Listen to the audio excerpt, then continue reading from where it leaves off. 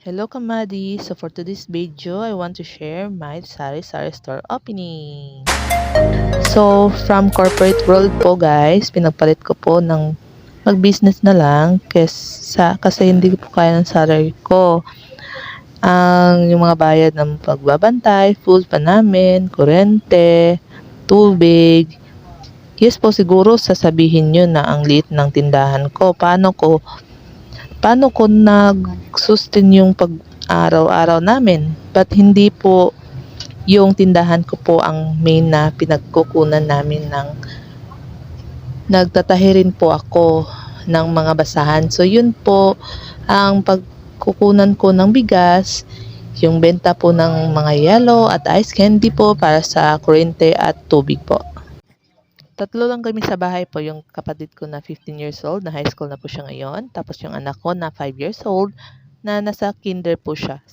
So ito po, nag-arrange po ako ng mga tinda sa tindahan. Bagong open ko po pa po yan. So, nung, nung September 30 lang po ako naka-stop ng work. So ngayon po, nag-arrange po ako ng tindahan. Nagbibideo lang po ako. Pasensya na po sa itsura ko. Medyo haggard na po. Talaga, stress sa trabaho. Nung time nagtrabaho pa ako. Sa ngayon din, stress din. Naniniwala po ako sa kasabihan na God will provide po sa lahat ng mga problema natin sa buhay. So, ayan po. Naglalagay po ng mga max. Ang mahal ng max ngayon. Toyo. Yan. Unpacking po tayo sa tuyo.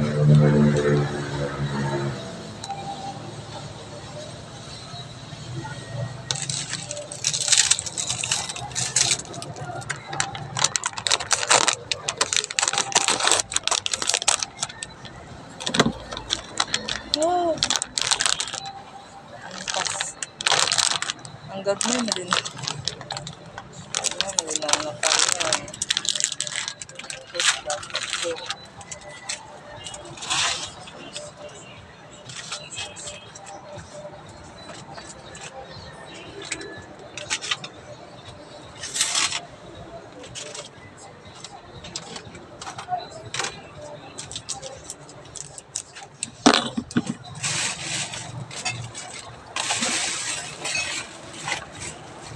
Kapagod pala mag-voice over po, ano.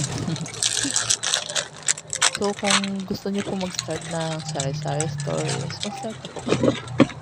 Pero kung okay na po yung trabaho niyo ngayon, mag-ipon muna kayo ng malaki-laking puhunan para po makapag-business kayo ng sari-sari store. Dito sa lugar namin guys, mga 5 kami nagtitinda. So, marami pong option. Parang last option na talaga ako dito. Pero, ginagawa ko na lang po is maaga na lang po akong gumigising para po mas makasanayan ng mga tao na bumili dito. Ganon. Yung mga benta dito guys, yung mga inumin, sigarilyo. Kasi maraming kami mga mayayaman na tambay dito. Buti pa sila mayayaman. Everyday kasi makabili ng inumin eh. So yun guys, yung bibilin nyo yung mga benta sa inyo. Tsaka huwag niyong mahalan yung masyado yung mga benta niyo para bumalik-balik rin yung customer niyo. Yung coffee namin, hindi siya masyadong mabenta. Yung stick na, kasi mahal na yung mga 3-in-1 ngayon, mahal na yun. So, ngayon, yung mga Nescafe stick na lang po yung mga mas mabenta.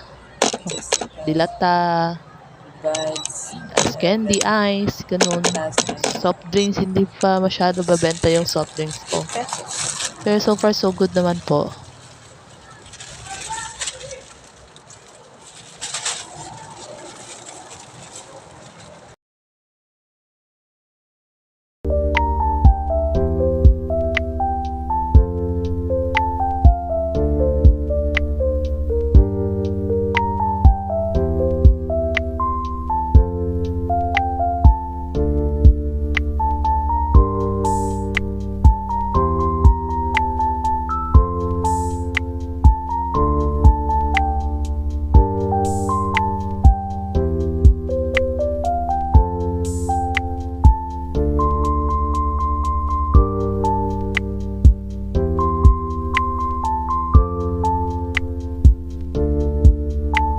So thanks for watching, guys. Please follow me in my Facebook page, Madiwang, and my YouTube channel.